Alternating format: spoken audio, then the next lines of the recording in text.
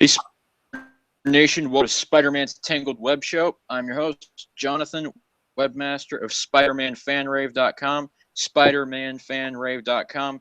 No hyphens, no spaces, all one word, basic URL. Pretty easy to find. Just type it in your basic address bar in whatever browser you use, and you'll be good to go. Find plenty of good Spider-Man stuff on that website. Joining me tonight is James, host of Angel Grove Radio, a Power Rangers podcast, and my second in command here. What's going on, James? I'm going pretty good. Not much to say. It's actually been kind of a boring week here. Just was really busy with housework and shit like that. And yeah, if you hear any background noises, it's my dog. So especially got some night drizzle.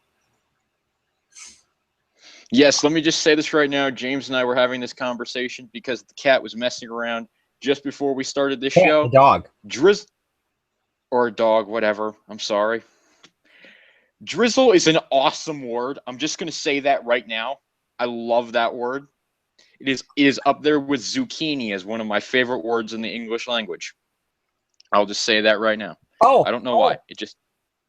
I just thought of something that I did this week that I'm surprised to say. I went to go see Ant-Man, and it has a Spider-Man reference in it, which was badass and awesome because it was so generic that if for whatever reason the Marvel and Sony deal went south, there was no way Sony could do a legal lawsuit because all they said is it's a guy who jumps, swings, and crawls up walls. What pretty much everyone does. Yeah. I mean, it's a very vague reference to Spider-Man, but it does work for those of us who are looking for that sort of thing. What have I been up to this week? I had a pretty decent week myself. Finally got some information that I dreadfully needed. Or I don't know why I said dreadfully, but I greatly needed so I can move forward in my college application process. So that's all good. Went out shopping this week. Went on some nature walks this week. Very good. It's been very hot here today, though. Not been pleased with today's temperature, but pleasurable rain showers. I don't know why. I just like the sound of rain. It just soothes me. It calms me. Yeah. But what? John's getting the storm that we had yesterday. We had tornadoes in my area. John, it was just a light rain. It is pretty much just a light rain. We have not gotten a lot of severe weather here, luckily. Now that I've said that, I'm probably going to get a tornado this week. Like that 1 week from school. Ironically enough, the story of when I burnt my One More Day copies because I was a 17-year-old teenager and I was an idiot and not realizing even if I don't like the comic, it still might be nice to have that in my collection, though, to have a complete run. That same weekend, that same day, I cut class, I burned those comics to the ground, and then I left and I looked up at the sky and it was sunny and I said, perfect end to a perfect day. And then my city had the first tornado in like 50 years that night because we had a tornado in January. It was like freaking weird. It was like, and I went back the next day and I said I jinxed it by burning the comic. It was some kind of like unholy sacrifice. Oh gosh, James, we're not gonna touch that. It's just wow. Okay, this is what happens. This is what happens. Jinx that we cursed ourselves because I even said it's a perfect end to a perfect day, and like an hour later the sirens are going off. Okay, you never ever say that ever. That's just a basic primal law. You never ever say that. But I guess tackling news now because we got some Spider-Man news to cover this week. Mainly it's stuff that came out less than 24 hours after we did last week's show. Because for whatever reason, we couldn't wait 24 hours to do last week's show. So we've got some news out of San Diego Comic-Con that happened a week ago. This is week-old news. We want to stress this because we want to sound like it's that we are. And so the first big piece of news, there are really two pieces of news, more of great scale than the other. Makes sense. But the first big piece of news that we'll talk about is that Spidey title that we discussed last week. Yeah, and it's what we thought it would be. It's that all geared towards younger children that really has no appeal to us whatsoever, and it's not going to be purchased by either of us, I don't think. It's canon. But like I said, there's so many goddamn in-between Amazing Spider-Man books. There was Untold in the 90s. There's Learn to Crawl. There's countless, issues that dealt with stuff like that. There was Web Spinners, Tales of Spider-Man. I don't see the point. If you're going to do a book like that for kids, good. I'm surprised Marvel stopped the Marvel Adventures line because I thought that was perfect for kids. The all ages. And I don't get why comic book companies don't just put the all ages book back in like Walmart or something. Because the big complaint they have is that a parent's going to pick up Punisher and see the blood and gore and freak out and sue them. Like that's the freak out that rumor why they don't do it. Well, they keep them all in comic book stores. But an all ages Spider-Man book, why wouldn't you sell it, where kids can get to it? I mean, I have no problem with them releasing an all ages Spider-Man comic. I think they aren't they still doing Marvel's like aren't they still like adapting the Ultimate Spider-Man cartoon into the comic books or something? I know like they're doing like little single issue adaptations of the episode, but I mean, I don't know if that's the same thing as Marvel Adventures because I don't buy that. No, Marvel Adventures was like I want to say the New Avengers Civil War era. Like I'm familiar with Marvel Adventures because I'm not a younger reader, so I don't pick it up. I am doing an all ages, geared towards a younger audience Spider-Man title. Heck, I think it's a good idea. It's a good way for kids to get into the comics. And you know what? I mean, it doesn't bother me. I'm not going to buy it, obviously, because if you can't tell, I'm not a small child. I may look like one and I may act like one, but I am not one. So I'm not going to pick this up. I have no intention of ever picking it up. But I think it's good that Marvel is doing like a little entry-level or entry-way book for the kids. So, see a problem with it. I mean, I give a thumbs up to Marvel on this. I think it's a smart business decision, and I think it's a good move on their part. Yeah, I agree. The other big piece of Spider-Man comic news that came out of Comic-Con this week. By the way, Jan was actually there. He hasn't spoken to us very much in the past couple of days, so we haven't even gotten a chance to ask him how it went. Unfortunately, I don't even know where he is right now. He's out. He's off having some sort of social life. Yeah, I don't know what that is. Friends over tonight, which makes me think that he's just you ever seen that video of Jimmy Kimmel's cover of Friday, where it's him and it's a whole bunch of guys watching the basketball playoffs together. And they're like, it's Guy Day, Guy. It was something like that because they aired during the playoffs for basketball because Jimmy Kimmel was like doing the pregame show. And I think the song was like Guy Day. And it's made out to be really like they're acting like teenage girls on a sleepover watching the basketball game. And I'm just imagining that's what's going on in Jan's house right now. What if they're watching this podcast and they're actually listening to what we're saying as we're speaking right now? That would be scary. And now Jan is getting embarrassed and turning red if that's the case. And Jan, ooh, this is what happens when you blow off your co-hosts. Oh man, no, he didn't blow us off. He's off having some sort of social life. I don't really know what that is. Yeah, I'm just kidding. Maybe I'm not. Who knows? I brought water with me. The guy who's a self-proclaimed spider nerd doesn't have a life. Why am I not surprised? Okay, here's the thing. Here's I'll give a little history behind that name. You know why I came up with that name? Because I'm not creative at all. Because it was the first, I was like, okay, Spider, I'm kind of a nerd. There we go. It's just the name I came up with because I'm not creative at all. I'm sure if I was even slightly creative, I could have come up with a better name than that. And you know how I know I'm not creative? Because our old site, spidernerd.com, where do you think I got that name? Because I couldn't think of a better one. If you want to know more about SpiderNerd.com, go into the back episodes on iTunes of Spider-Man's Tangled WebShow and listen to that old podcast. It's a lot of fun if you turn your mind off for about 500 hours. I don't even know how many episodes of that podcast went on. But moving on to more better Spider news, I guess. Spider-Man Deadpool is a new title that is coming out. I guess later this fall. I said nice.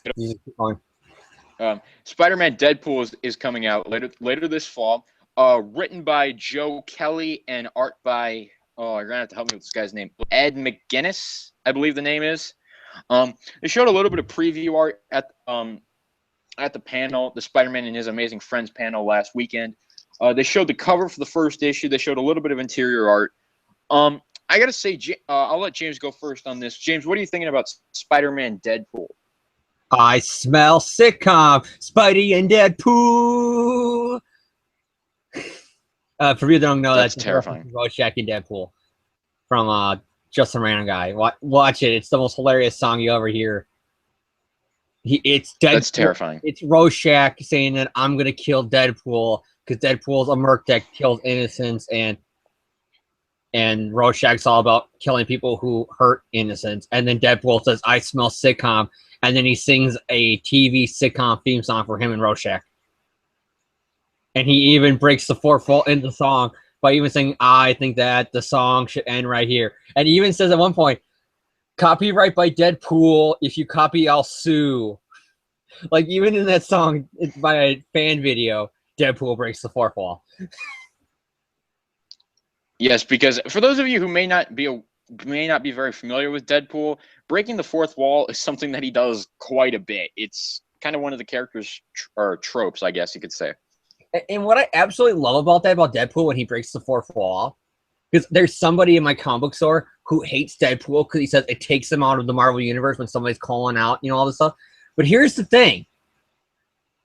One, he's not the only one to ever do that. Captain America did that during the JMS from when Dr. Doom was talking. He said, "How do you do that? Do what? You talked in all caps." Yes, I do remember that. It was in the episode when him and Mary Jane made up. Amazing Spider-Man Volume 2, number 50 is the issue we're referencing right here. And two, I don't mind it when Deadpool does it for the main simple fact of he's crazy. So in continuity in the Marvel Universe, when he's saying shit like that, that'll be no difference than if I was nuts saying, "Hey, I'm played by Ryan Garfield," or some fake actor name in some alternative dimension where my life's a comic book. They'll just think that I'm just some crazy nut job splurting out random shit because he's crazy. And so we've got basically it's just a Spider-Man Deadpool basically buddy comedy. They're just teaming up. There is some tension there, but it's gonna explore their relationship. Is it a mini series or an ongoing? Has that ever been clarified? I think it's a mini. There's no way it's an ongoing because I can't see Spider-Man living with Deadpool that long. That'd be hilarious if it was an ongoing, though. Mainly just because it'd be interesting to see how long the book would even last. Because can you see the fourth wall jokes that Deadpool will do? He'll bring up One More Day probably in that first fucking issue. I'm telling you that right now. He'll probably go, "Hey, maybe I can make a deal for my marriage," and Spidey will be like, "What? Nothing," or something. I can see Deadpool like breaking the fourth wall that way with Spider-Man, and that's the creative stuff I can't wait for. And then there's also, the jokes of, "Oh man, I bet you look like Tom Holland under that mask." Those inevitable jokes that are absolutely coming because. What year's Deadpool come out? That's 2016, right? I don't know. I think they released a trailer, didn't they, at Comic-Con? But they weren't going to. It's just because it leaked the Comic-Con trailer, so that's why they released it to the public. Same with Suicide Squad. Yeah, I don't know much about Deadpool. I'm not really following that movie. I have really no interest in that movie. The only Fox movie I'm actually got slight interest in right now is Fantastic Four. I might go see that, but I'm not interested in it. It just I'm not. Anybody who knows me on message boards, I am not a fan of Grimdark unless the character it fits. Batman Grimdark fits. Superman Grimdark, I can give you the angst because I was a Smallville fan, but not Grimdark. Power Rangers, I can't give you the Grimdark. Spider-Man, that's one of my problems with the first, Mark Webb movie was that it felt a little bit too Grimdark at times. And I would say the same thing too with Fantastic Four. I see Grimdark and I'm thinking this is Marvel's first family. The most colorful superheroes in probably the Marvel Universe, and here they are, Grimdark. It's like doesn't interest me at all. I'm interested to see if this movie bombs so bad that they finally get the rights back to Marvel somehow. Because I guarantee you right now, that either A, that if the next Fantastic Four movie bombs or doesn't meet expectations, Marvel and Sony will make a deal similar to the Spider-Man deal for Fantastic Four, I think. You mean Marvel and Fox? Because with Fox. I just said the Sony deal, like the similar thing they have, like what Sony has with Spider-Man. Okay, but because that's how I feel about that movie. I'm interested in the Fantastic Four movie. I think it could be good. John.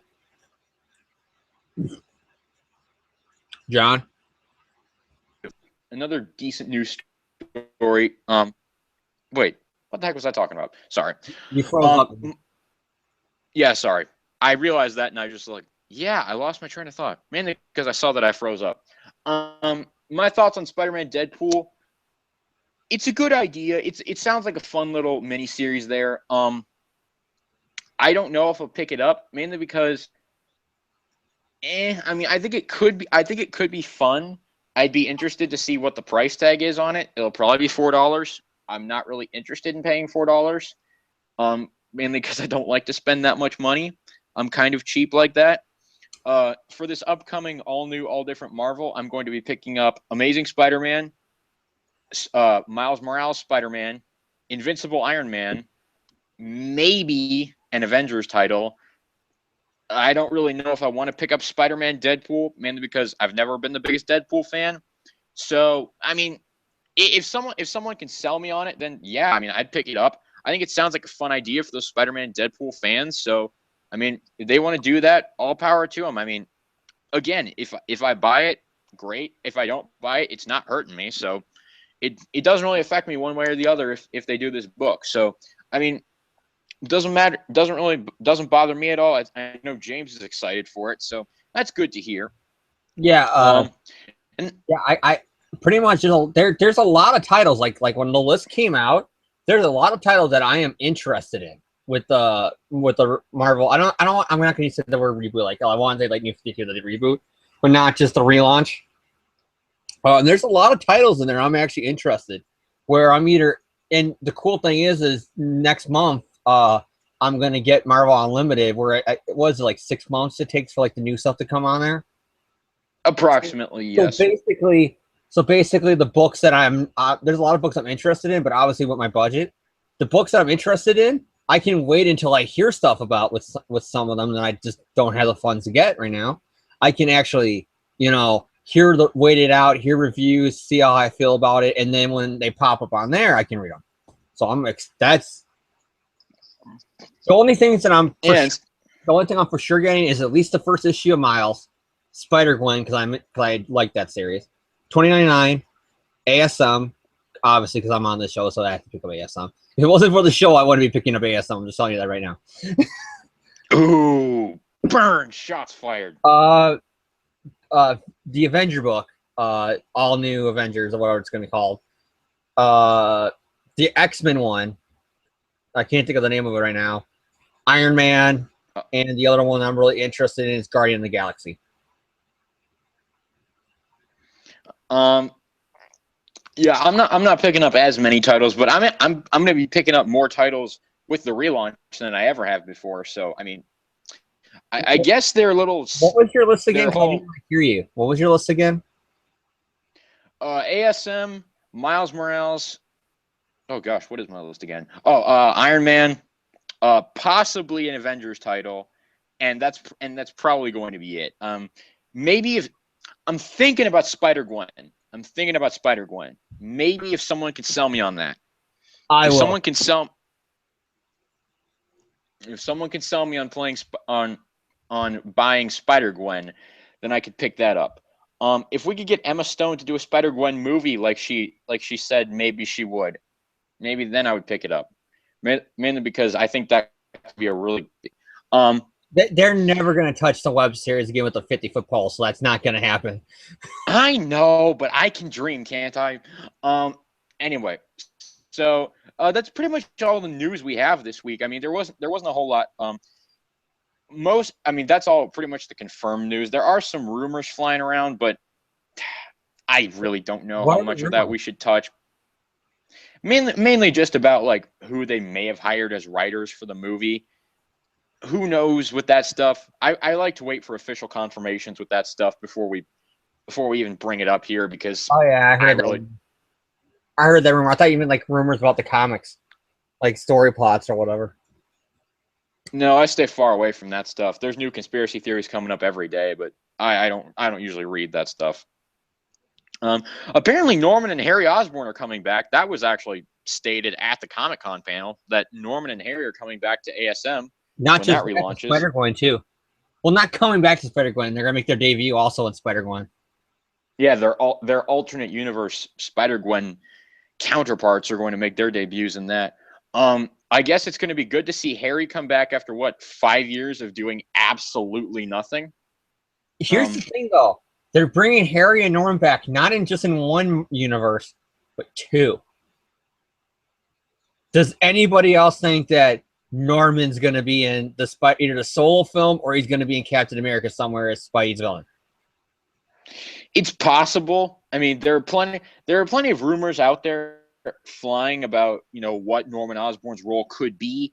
I haven't heard anything about Harry in the MCU, probably because, I mean, I don't even know if they're going to want to touch Harry at the high school level. I mean, they sort of did that in Spider-Man 1 with Sam Raimi, but he was in high school for all of 2 seconds in that movie. So they could tease it if they want. Like, let's say they did cast, what's his name? Who was the guy rumored again? Who was the guy who was I don't even. It was, what's his name? The guy who was in Dazed and Confused. I can't think of his name right now. Oh man. All right. The guy who does the Lincoln commercials. God, I can't think of his name right now. Oh, Matthew McConaughey. Matthew McConaughey. I wanted to say that, but I kept on saying in my head, no, that's wrong for some reason. No, I was thinking they could have a scene if he is like the overarching villain, like behind the scenes manipulating everything. They could have a one-off line about how when he, like, if he finds out Peter's Spider-Man, he could have a one-off line like similar to like in the comic where he goes, he's the same age as my son or something like that. Like, and then that could be boom. There's your reference to Harry.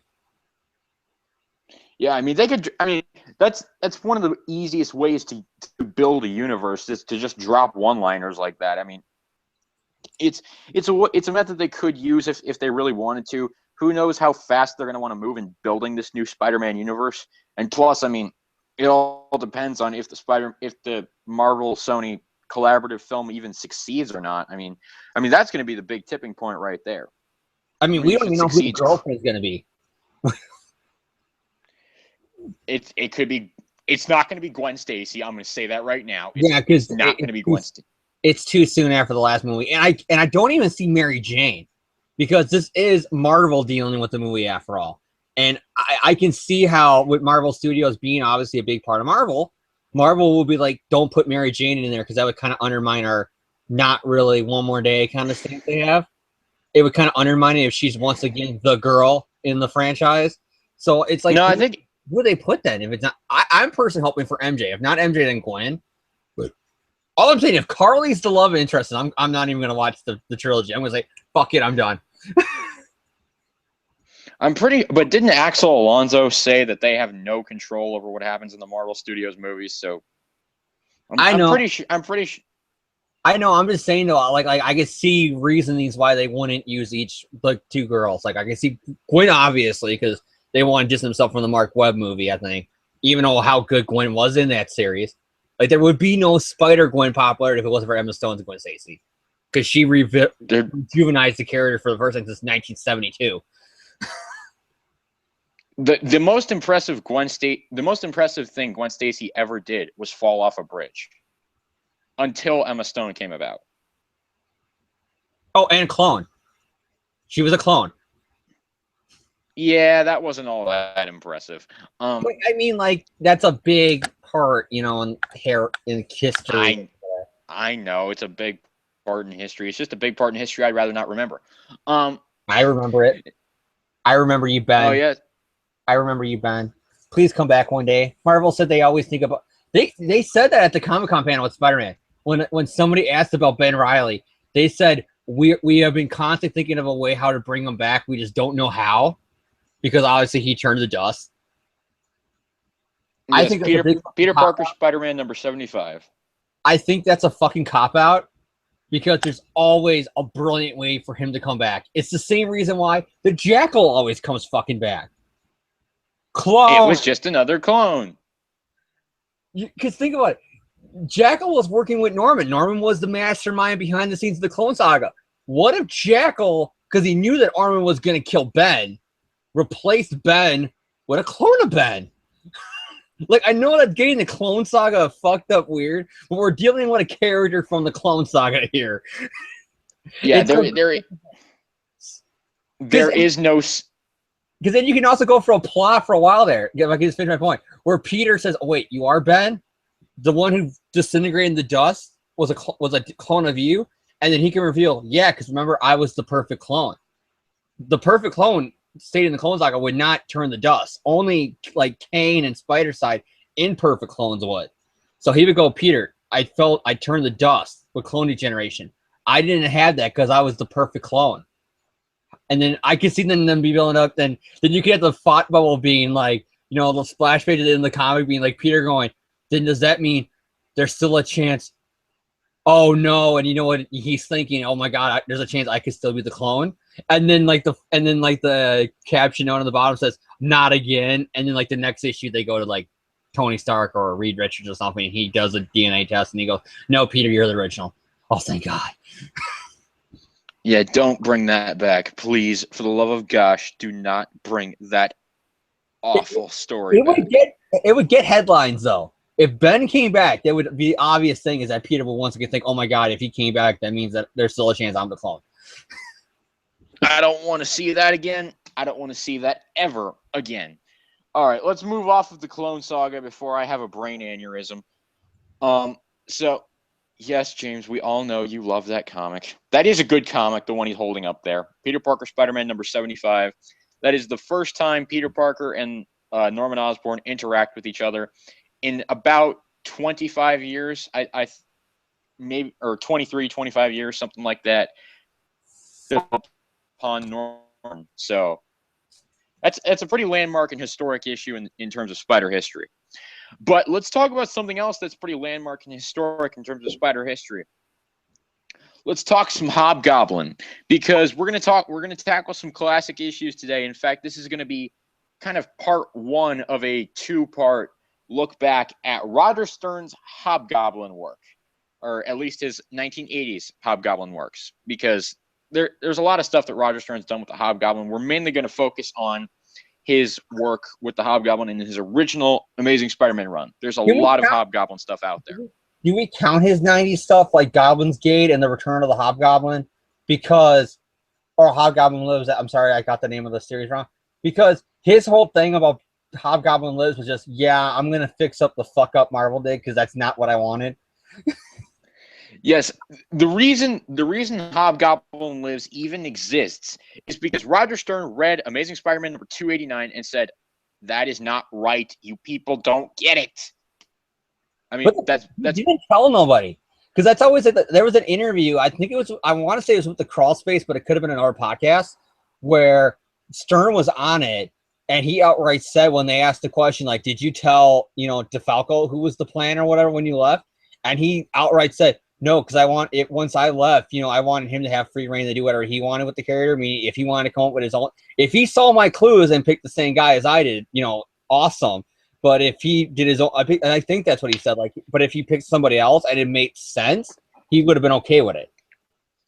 The problem is Marvel didn't pick the person who made sense. They said, "Hey, remember that dead guy who we killed off earlier in the month that everybody thought was the Green Goblin and the Jackal and all these." Pretty much basically every other mystery character. Let's say that he was the Hobgoblin, but he's dead. For those of you, who cares? For those of you who don't know who we're referencing Ned Leeds.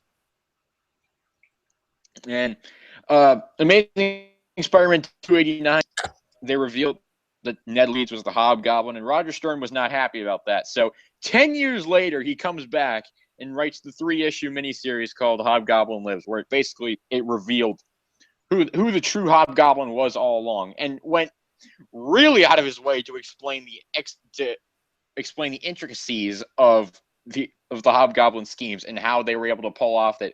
oh, it might have been Flash, but it might have been Ned, or it might have been Lefty Donovan or whoever, like we're going to discuss later on. That still exists. And the one cool thing with the Hobgoblin is because of that, it still exists.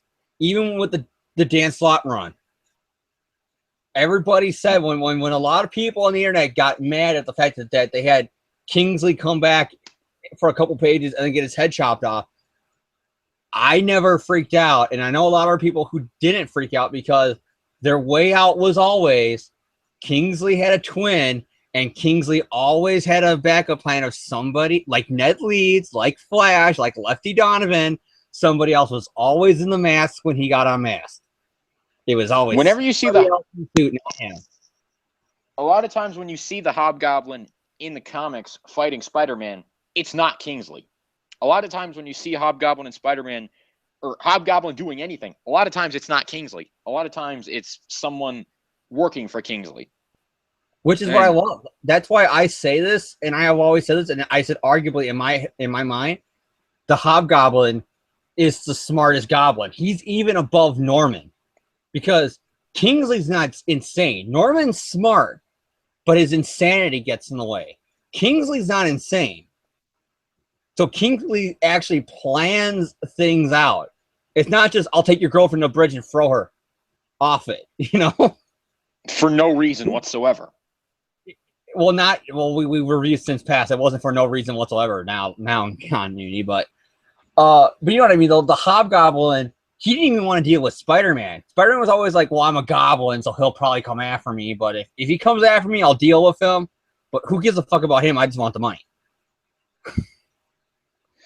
Yes, Hobgoblin always claimed that he wasn't insane. I mean, you could make the argument that he was, but he was not Norman Osborn level madman. That's what I mean. Say that right now. He wasn't like maniacally laughing at the thought of killing puppies. He was maniacally laughing at the thought of making money, but not killing. And so Roger Stern, in his first run on Amazing Spider-Man, which I'll give a little back, has a pretty well-known run on Amazing Spider-Man. I mean, a lot of his stories, I mean, some of the stuff that he did with the Black Cat early on, his Juggernaut story, Amazing 229 to 230, Nothing Can Stop the Juggernaut. That's a legendary story. A lot, you know, all of his Hobgoblin stuff is pretty well regarded in the Spider-Man community. And so, really, Roger Stern is pretty well known among Spider-Man writers, and I would go so far as to say that he's one of my favorite Spider-Man writers. He's really second only to Lee's original Amazing run in the 1960s. He's top 5 for me. He's top 5. I mean, Roger Stern's easily my number 2. I mean, in my opinion, one of the best ever work on Spider-Man. He just, in my opinion, he did such great work with so many characters. I mean, he created the Hobgoblin. I mean, which is the main thing that we're talking about tonight. The Hobgoblin is one of my all-time favorite Spider-Man villains. He's up there with Norman and Doc Ock and all of them. I love the Roderick Kingsley Hobgoblin. And I want to stress the Roderick Kingsley Hobgoblin. The Jason McIndale Hobgoblin can get out that door and make sure it is on the way out. Hey, I like the animated series. Wait, you mean the comic Jason? Yeah, the comic Jason can go kiss my ass. Yeah, okay. The animated series one, the 90s show one, is awesome. Mainly because he's voiced by Mark Hamill, and that's always good. Jason Philip McIndale. And then how he dated Felicia Hardy was like the most biggest dumbass in the episode. She's in Jason's house. She unlocks the Hobgoblin. She sees all the pumpkin bombs in the suits. And it's the most hilarious thing you will ever. It's a more kind of evil villain version, but it's the same Mark Hamill voice he was using for Jason Philip McIndale. Just with a slight goblin tint to it, but it was still the same fucking voice. And she's like, "Hobgoblin, what are you doing in Jason's house?" And he's I like, had everything, and then you had to find this room. And then again, she asks, "What are you doing here? Explain yourself. I don't know what's going on." Can't you guess? Yeah, yeah. Can't you, he takes off the mask, and then she says it in shock. Jason, now you catch on. It's like in the back of her head, she's like, Jason, Hobgoblin suit. Jason, Hobgoblin hideout. Jason's mansion. Jason's money came from someplace he never explained it. Hobgoblin's like, oh my god! Like it took that long for her to connect the dots. Jason Philip Mackendale, to be precise. Oh man, that's one of the best scenes in the entire third season of that show because it's just so hilarious. When I finally read the comics, I read the Jason Todd, the Jason Mackendale run of Hobgoblin. It pisses me off because it's like the animated series Hobgoblin is pretty awesome, and I knew when I got into it when I was reading about the Hobgoblin that he was the second Hobgoblin, well, fifth technically, but the second full time actual Hobgoblin, and that Kingsley was the original, and so I was really excited to read his run because that's what the animated series is based on, and it's not even the same fucking guy.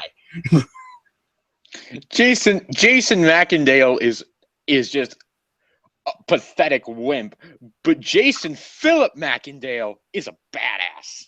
I think they added the middle name because they realized, yeah, this guy has nothing to do with the character from the comics. Yeah, let's add a middle name and make him actually badass. Yes, Jason Phillips was the Hobgoblin. Poor Felicia. She really knows how to pick him. Oh man. Well, because in the show, like pretty much, if you were a supervillain, you dated Felicia. She dated Morbius. I want to say there was another Felicia. There was another villain in there too that she dated. I want to say I can't put my finger on it. I feel like she did, but I can't. No, she dated Manwolf. I think she was dating John Jameson when he turned to Manwolf. They made it her that he was dating, not the other chick from the comics. He didn't turn into Manwolf in that show. He didn't? That was Unlimited. Oh yeah, we don't speak about that. It was somebody else. It's like 3 or 4 people she dated in that animated series having supervillains. She dated Morbius. She dated Spider-Man. She dated Jason Philip Mackendale. Just got to say that name again. I want to say there's one more, but I just can't put my finger on it right now. I'm the one who's currently pumping out articles on the 90s show because for those of you who don't know, I'm an insomniac. I just can't sleep to save my life. And so when I'm awake at like 2 in the morning and I need something to do, that's what I do. I pump out 90s show articles. I think go over to Spider-Man. She dated Flash because she was like the villain for Gwen. Yeah, because they didn't want to put Gwen in that show because they're like, yeah, we can't have her not die, but we can't have her die. It's kind of a lose-lose. So they just threw her into the last episode and say, oh, alternate universe. And I love that last episode though. And if I recall, isn't there like even a clone reference in that scene where she goes, "Why didn't you tell me I'm a clone?" or something like that too? I don't know. It's been a while since I've seen that episode, but I think it's the Clone Saga Chronicles has that soundbite in their episodes. But that could have been Mary Jane saying that line. Mary Jane. Okay, enough 90s show nostalgia. We got to get on with this, or else this. Should we go over the history of how Roger Stern came up with the Hobgoblin? Because it's actually a pretty interesting story. Why don't you tell? Pretty much, he wanted to use the Goblin, but obviously, like he said, your only options were at the time if you wanted to use the Goblin was bring Norman back alive, and he said that's a dumb idea. I was not going to bring Norman back alive. 10 years later. Yeah, there we go. But he didn't want to. Either A, bring back Norman. B, he wasn't even really that fan of Harry as the Goblin. He kind of liked that Harry was kind of being redeemed, especially when you read his era. Harry was once again the best friend who just had the Green Goblin as part of his past. It wasn't until you get more towards McFarlane in the late 80s, early 90s that he became evil Harry again. And the other option was Burt Hamlin. Or yet again another new Green Goblin. All those options sounded bad, but he wanted a Goblin. So what'd he do? He created his own. He actually had some originality and created his own. And in a way that's different from other goblins later on, like Grey Goblin and Menace. The Hobgoblin was his own thing. He had the pumpkin bombs, he had the glider, he had the goblin motif. But when you see Hobgoblin and Green Goblin's personalities and the way they did things and everything, it was a different guy. It was not the same traditional Goblin that we're used to, the cackling madman. It was a much more cold and calculating sort of villain to bring into the books, which as James said, was a pretty unique and original idea in terms of the Goblin motif at this time. The only thing that hurts him is that the tradition continued with him. The whole fact that the Goblin mystery ends in a dud to a lot of people, because there's a lot of people who say that about Norman. Even though years later, once you actually read the issues and you hear what Steve Ditko said, it's pretty obvious that he was planning to be Norman. But there was a lot of people at the time who believed that was just no. Ditko wanted to be somebody else and Stan threw it into being Norman out of necessity, because if Ditko came back, he didn't want Ditko to do his own Green Goblin. He wanted to be his choice or whatever it was, or it's who Stan thought the choice was.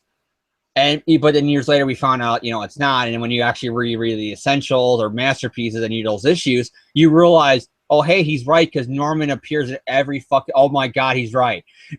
Norman's in the background or something involving every Goblin issue post, like issue 17 that the Goblin appears in, pretty much. Yeah, Norman. Oh, go on. No, go ahead. I was just. But you had him, and then you had Menace. The mystery of who Menace was, that was also a dud. So it was like the streak continues, and it sucks that happens to Kingsley. Because I feel like if Stern would have wrote it the storyline of the Hobgoblin right through, you wouldn't have had that, obviously. Yeah, a lot of people don't like the fact that pretty much after Roger Stern left, because Roger Stern left Amazing Spider-Man officially, 252 was his last issue, and he was only a plotter of that one. He didn't actually write the script, but he left Amazing Spider-Man. The Hobgoblin mystery was pretty much dragged out for 3 more years until Amazing 289 decided to say, okay, nope, it's definitively Ned Leeds.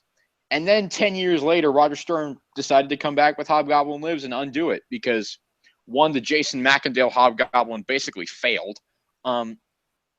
Here's another thing. If I can interrupt for a second, I don't mind the Towns of Falco era Hobgoblin stories because I love those. I love those Hobgoblin stories.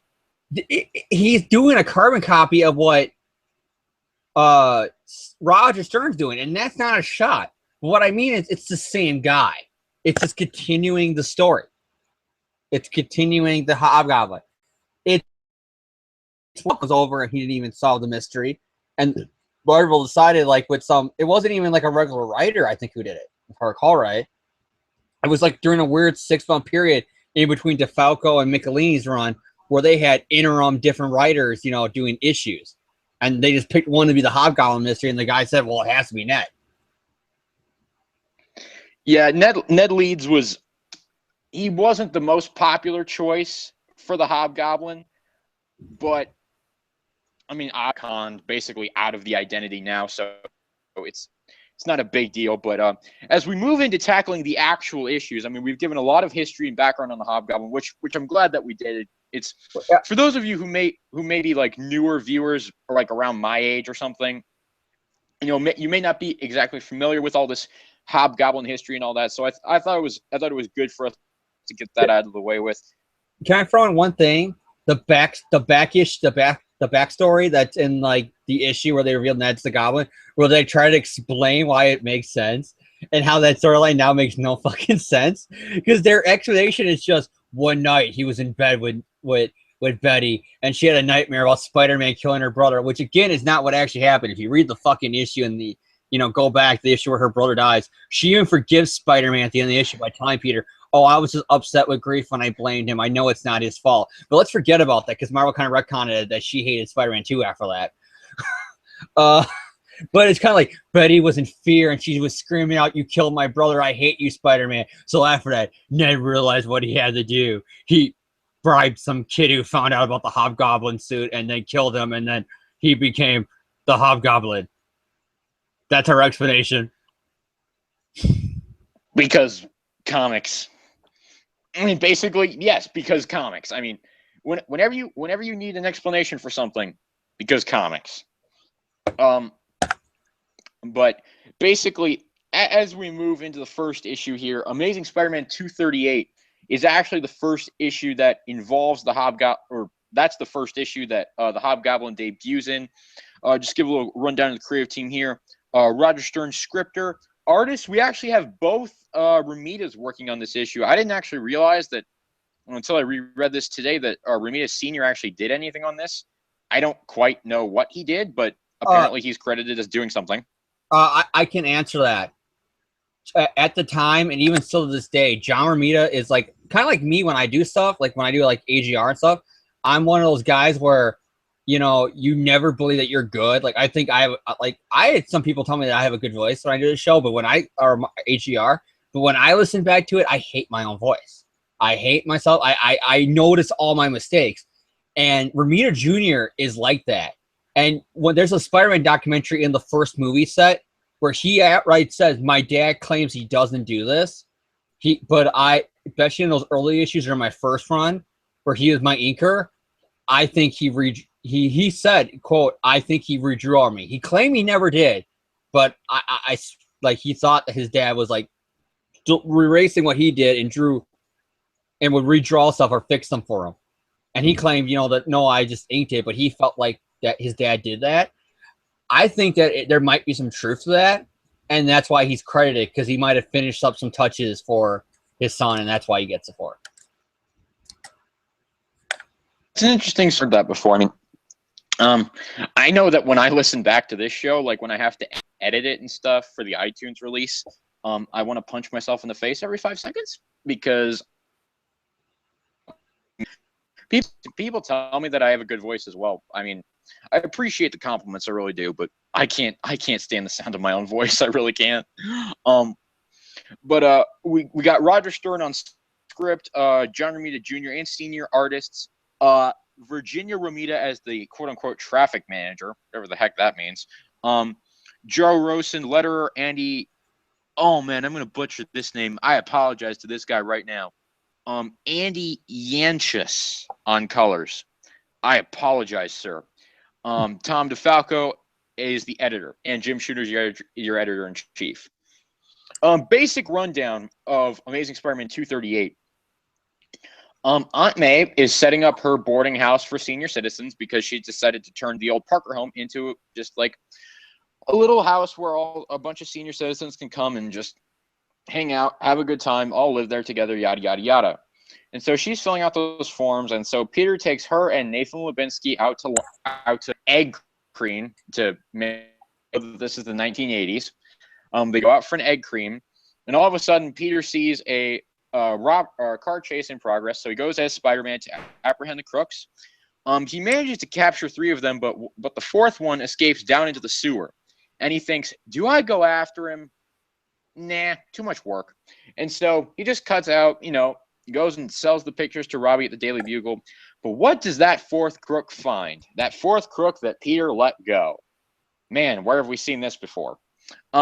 This guy that Peter let go is now going to have a drastic effect on the future. It's that it's that guilt. It's all his fault. If he would have took that 4th guy down, there would have been no Hobgoblin. Ned might be still alive. And so what happens?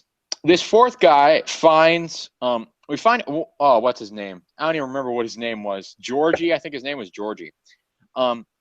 He finds one of the Green Goblin's old hideouts, and so he goes to find a friend of his, meets him there. A friend of his decides to loot the place, and decides to get rid of Georgie in the process, if you know what I mean. So he loots the place. He takes him out to dinner. And so he gets rid of Georgie, he loots the place, and then he becomes the Hobgoblin because, you know, Norman Osborn was mad. And so I'm going to do what's right with this technology and this weaponry and become the Hobgoblin. And so that's just Amazing Spider-Man 238. It's really just an origin issue. But I just got to say right off the bat, like just tackling this issue in isolation, I love, because we haven't really talked about John Romita Jr. or John Romita Sr. A lot on this particular show. I love Romita Jr.'s artwork. I mean, I really, really like both styles that he has, because this early Romita Jr. stuff is a lot different than the Romita Jr. stuff that you'll see now. The Romita Jr. stuff, his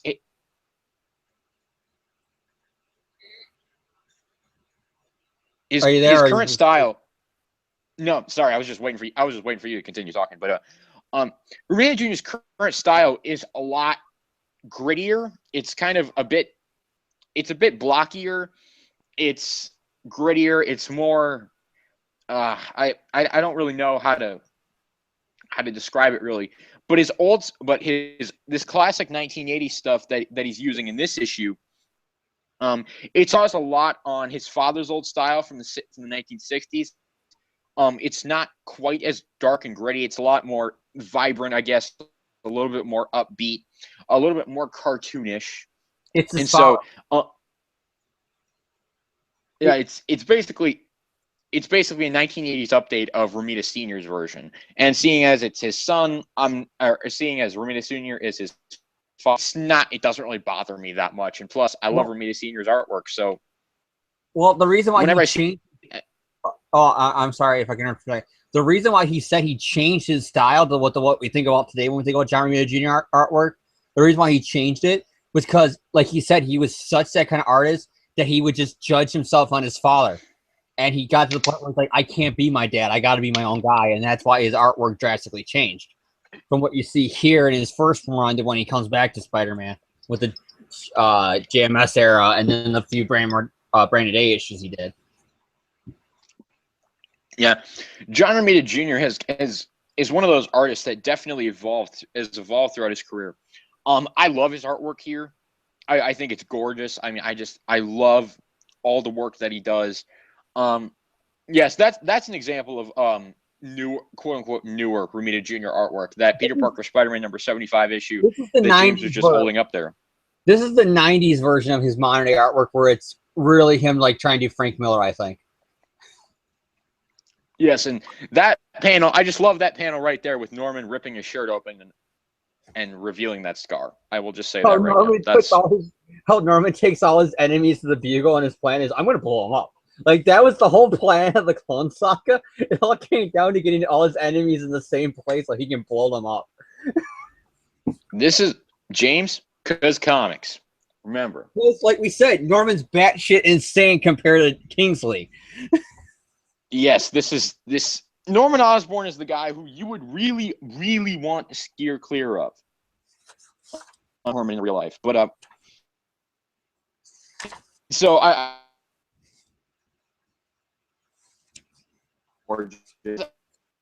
Goblin, and just, I mean, we only get to see the last page reveal of him in this issue, and the last page reveal of him, I mean, I'll actually try to use the image as the thumbnail for this YouTube video, but I just love that last page reveal with just showing the full page spread of Hobgoblin just on the glider. It's a gorgeous image. It's still, even 30 years later, a pretty landmark and historic Hobgoblin image, in my opinion. And his origin of basically Peter just makes the same mistake again. It's history repeating itself. I mean, as much as Peter likes to think that, he's come a long way, he's still human. He still makes mistakes. And, it's just history repeating itself all over again. I mean, not exactly, but I mean, it's dumb luck. It's like the one guy who we have is like, go away here. Because he did the right thing. He got most of them, but it got to the point of this other guy ran out the sewer. It's like, I can't search the whole New York sewer system for this guy. And so he gives up the chase. And because he gave up the chase, the guy happens to find one of Norman's lairs. Yeah, because he just happened to be at an Osborn warehouse. It's the Parker luck. This is a good example of the Parker luck. This is what the Parker luck is. Traditionally today, the Parker luck would be seen as this whole, Peter Parker, tripped on a banana peel. Oh, whoopsie daisy. No, that's not the Parker luck. Or, Peter doesn't have a computer when he was unemployed to apply for a job at monsters.com, and he complained, I can't work in this job. It says I need a computer. If I had a computer, I would be on monster.com. Peter, it's called a fucking library. Or, oh, look at that. We've got Sajani and Anna Maria, complaining that he lied to them when when they've been lying this whole time. And Sajani said that, Parker They in the were shoes right is going to though. be They were right for lying because he lied too about a fucking secret identity. And remember, they told him that they were going to be a target. No, they didn't. They never said that. Not in one issue. Which I still just get a laugh at that one guy on the Ranger board who tries to defend the Dan Slider. Because I'm not going to call you out. If you like the story, you like the storyline. But I still just have to laugh. Like, when I bring that point up and the guy doesn't even have a reply back, he just ignores it and brings up again about why the Black Cat's so cool now. It's like you're not even paying attention to the part that they said something as their reasoning, and then Peter buys it as, oh my God, it's all my fault. You might say, well, that's Peter Parker. That's how he always been. No, he's not. Go back and reread. And then the person said, name an example. And then I gave a fucking list of every example of where he has done the complete opposite of what he did that issue. And that guy said, well, each time it was over a love interest or it was his high school days, so it's invalid. No, it's not.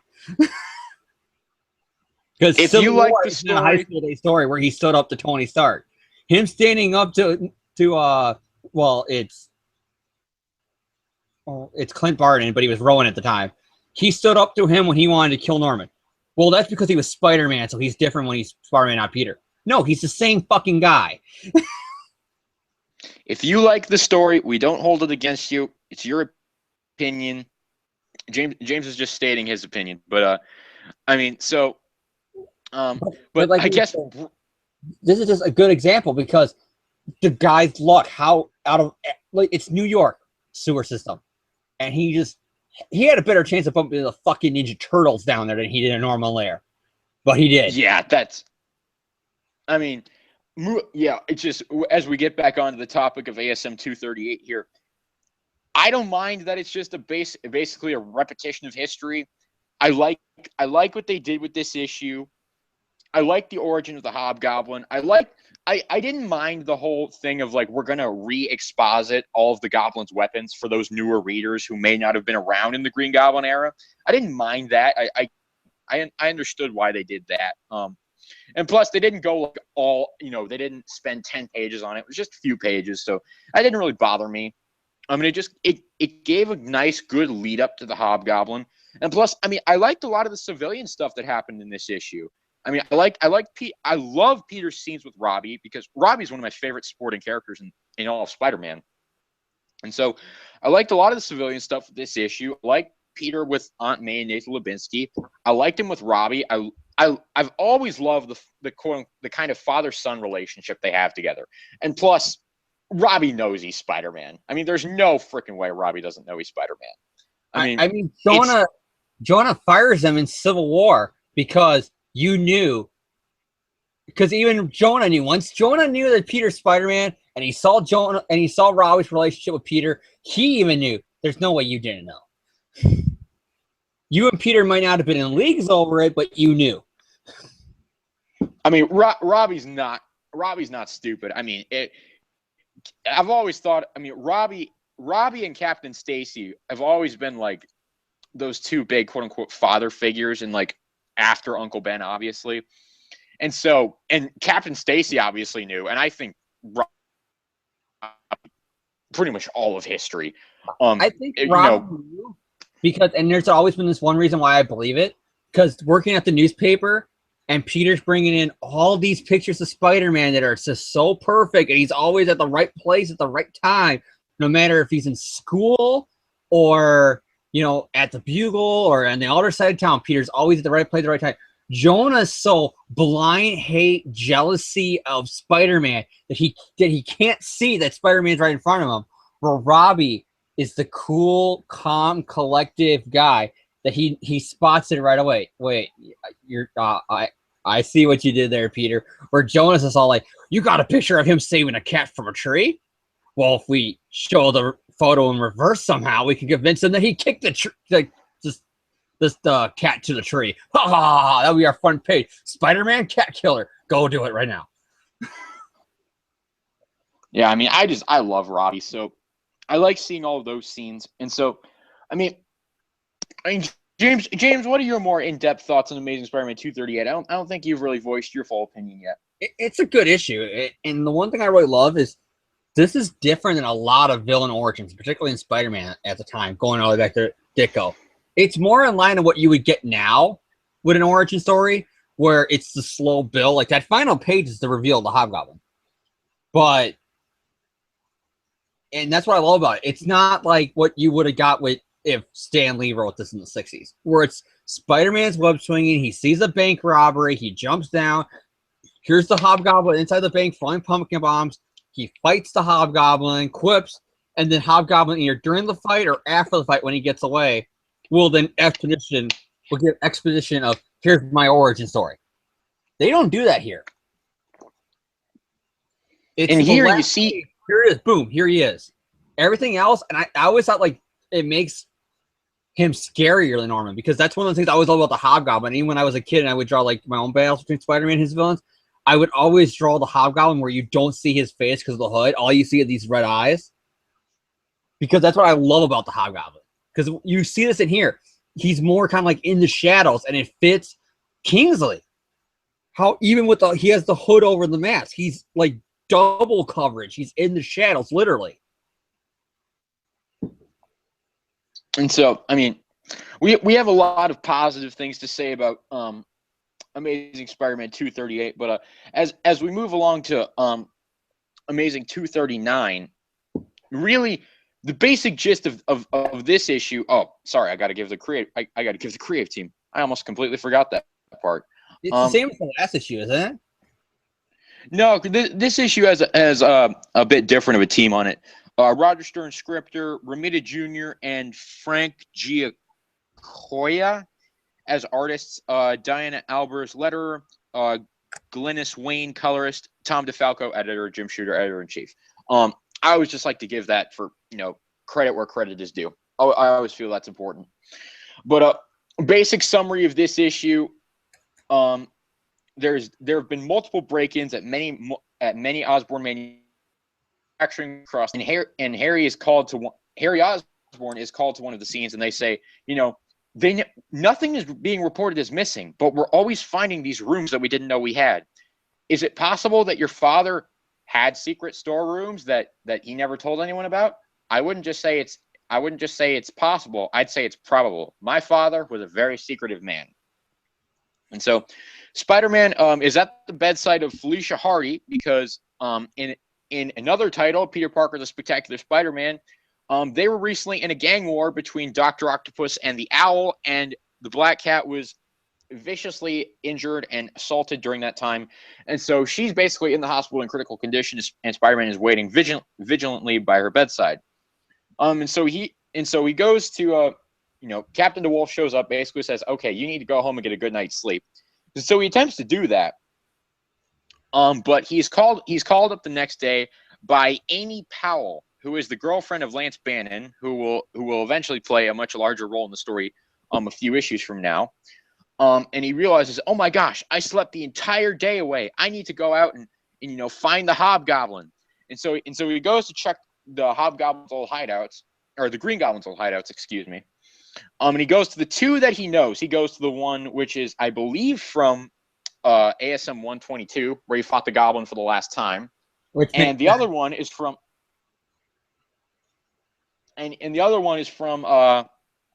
Amazing Spider-Man number 96, which is the beginning of the whole Harry does LSD arc from back in the early 70s. So he finds the Hobgoblin at the second hideout, and they have their first real battle. And Hobgoblin discovers, man, Spider-Man's not as easy to beat as I thought he would be. How did Norman Osborn ever fight this guy like this? I need to up my power because Spider-Man is just too strong. And unfortunately, the Hobgoblin gets away, and Spider-Man just walks off in the sunset, brooding about it. This issue doesn't have a whole lot to it. It's basically just Spider-Man fights the Hobgoblin for the first time. That's the basic gist of it. But I still like the issue a lot, mainly because I think that the first fight between Spider-Man and the Hobgoblin, it's a pretty well done, pretty solid fight. It doesn't go on too long. It's just basically an expedite or just a little show of, okay, this is how these two kind of match up against each other at first. You know, this is Hobgoblin learning what Spider-Man can do. This is Spider-Man learning a little bit about his enemy. I like this. I thought it was a very satisfying first confrontation. The artwork is pretty good. Once again, it's, you know, top notch once again by John Romita Jr. and Frank Giacoia. I apologize if I'm butchering that name. Between, you know, I like the stuff between Lance Bannon, Amy Powell, Peter Parker. Obviously, we're not gonna actually cover that tonight. We're actually gonna skip over quite a few issues here as we go into the next two-parter that we're going to talk about tonight. But basically, I like a lot of the stuff they're setting up here, and plus, I think it's just a funny scene because there's one point where Amy Powell calls Peter up to ask him out to dinner, and she actually wakes him up by doing this, and he says, "What time is it?" "About 6:45. "7:45?" And so you see him trying to basically scarf down a sandwich, you know, drink a whole carton of milk, and put his Spider-Man costume on, all because, you know, I'm so late, I have to go find the Hobgoblin and stuff. So I liked a lot of that stuff. I mean, these two issues both get thumbs up out of me. I mean, I love a lot of what Roger Stern's doing here. I think it's really well written. I think it's a great story. And once again, I love the Hobgoblin. I love how he's being portrayed. I love the differences between him and Norman. I love the fact that he didn't actually find the Goblin formula at first. I like the fact that he went into the battle pretty much powerless. From the natural powers, you know, superhuman side. I like that. I like that a lot. I think it's a good twist. In general, and I just like the issue. So, James, what are you thinking about ASM 239? It's another good issue, and like in Nicole, what you said, it's why I think Kingsley's the smartest of the goblins, is because he wouldn't know about the goblin form, but he realizes, he catches on. Spider-Man's strong, but yet somehow Norman Osborn could go toe to toe with him. Something's up. There's got to be something that Norman did that can make him so stronger. Like, he actually thought about it, and that begins pretty much what's the big storyline of at least the Roger Stern era of the Hobgoblin, which is him wanting to steal money, but he knows that if a superhero comes after him, he has no powers. He's fucked. So he's thinking, so it's kind of like his B story is, I got to find out, A, what Norman used to get stronger, and B, how to get it. And I love that. The artwork, I love it because kind of similar how I feel about Bagley when you see the Bagley stuff in the 90s, like during the Carnage and the Clone Saga. You have traces where it looks different, like it's the early days of his artwork, but you had that traces of what his artwork becomes. Like you could see panels where they look like almost out of Ultimate sometimes, depending on the inker or whatever. And you get the same thing here where you see some of the panels and you see a little bit of that modern day JR popping in there, but most of the time it's, you know, him trying to be like his dad, doing his dad artwork. But you see little bits of like the Peter Mohawk he gave Peter in the 90s. You see little traces of his hair being a little bit longer in his art and stuff like that. And I love that. The whole Lance Bannon love triangle. And for spoilers for people who haven't read those issues, I'm just going to give it basically so you know what me and John are talking about when we say there's stuff in between this. Basically, to get back at Lance, she makes out with Peter, but in that classic Parker look, the person who comes through the door to get jealous isn't Lance Bannon. Nope, it's MJ. Yes, because the scene James is referencing actually takes place at the end of Amazing 242, which we're not going to cover, but we'll just what happens. Basically, Amy wants to because she's trying to make Lance jealous. Lance doesn't like this, and Peter doesn't like that he's caught in the middle of it. So he says, "Okay, I'm going to get you two together. We're all going to go out for a picnic or something." And so Amy shows up and basically tries to make out with Peter before Lance even gets there. But who shows up? You know, who knocks? Mary Jane. She's back from Florida, and she sees Peter again for the first time in years. The first time since the late, probably around 193, 192, 193-ish. Wolfman wrote her out because he didn't like her. Yeah, it was the Marv Wolfman run back in the late 1970s. So it was quite an absence for Mary Jane there from the books for a few years. And so that was a big scene that ended Amazing 242. But any other thoughts on 239, James, before we move on to our next issue? First, I just want to bring up about that Amy Powell part because I know I'm getting her name wrong, but all the other girlfriends that aren't good in Mary Jane, especially in that era, it's hard to remember half of them. So if I screwed up on her name a couple times and I'm thinking about it and just call her she or her, there's a reason why. It's just because I can't remember because that's how important she was to the history of Spider-Man. The cover for that, for years, I thought that was Felicia. Because the cover shows like the floating heads thing, and it's MJ, and it's this beautiful blonde woman who looks kind of like she might be a little bit richer because of the way her skin looks and her face. And even she has like these sparkly diamond earrings. So I just figured because the animated series, Felicia being richer. And I could see in the covers in between this when I'm going for a cover gallery when I'm first really getting into Spider-Man's history. And so I see blonde girl with diamond sparkling earrings around the same time. Well, that's obviously Felicia. And then years later when I actually would see the comic and stuff like that, it's like, nope, it's some other shit.